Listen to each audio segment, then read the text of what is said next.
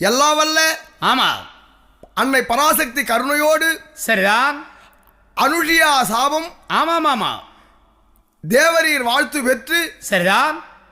மறுபிறவி நீர் ரேணுகையா பிறக்க வேண்டும் என்று ஆமா சிவருமான் அனுக்கிரகம் செய்துவிட்டு கையிலே சென்றார். சரிதான்.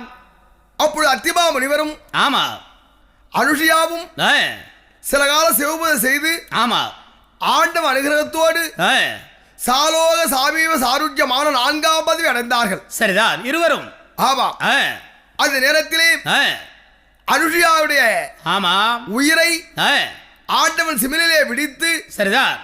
தேவரீர் சாபத்தின் பிரகாரம் ஆமா